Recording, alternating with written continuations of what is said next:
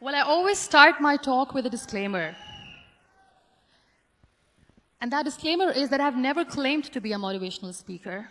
Yes, I do speak, but I feel more like a storyteller because wherever I go, I share a story with everyone. Well, it is a story of a woman whose perfectly imperfect life made her who and what she is today. It's the story of a woman who, in pursuit of her dreams and aspirations, made other people realize that if you think that your life is hard and you're giving up on that because you think your life is unfair, think again. Because when you think that way, you are being unfair to your own self. It's the story of a woman who made people realize that sometimes problems are not too big. We are too small because we cannot handle them.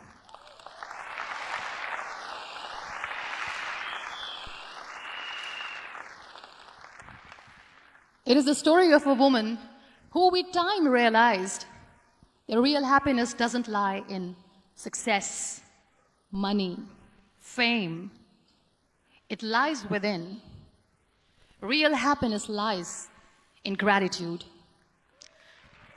So I am here, and I'm going to share the story of that woman.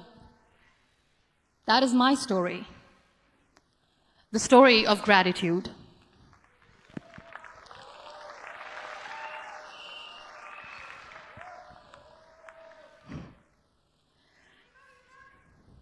I love you too. I love you all.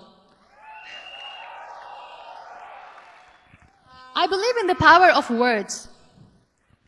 Many people speak before they think. But I know the value of words. The words can make you, break you, they can heal your soul, they can damage you forever. So I always try to use the positive words in my life wherever I go. They call it adversity, I call it opportunity. They call it weakness, I call it strength. They call me disabled, I call myself differently abled. They see my disability. They see my disability, I see my ability.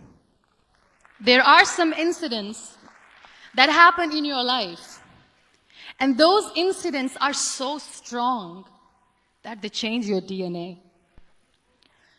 Those incidents or accidents are so strong that they break you physically. They deform your body, but they transform your soul.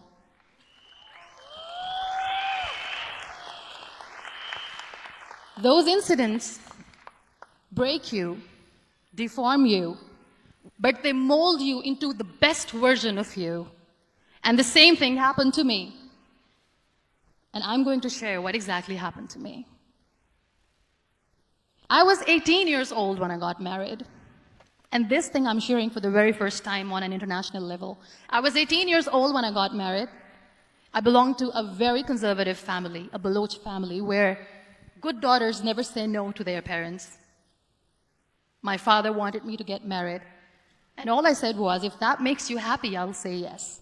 And of course, it was never a happy marriage.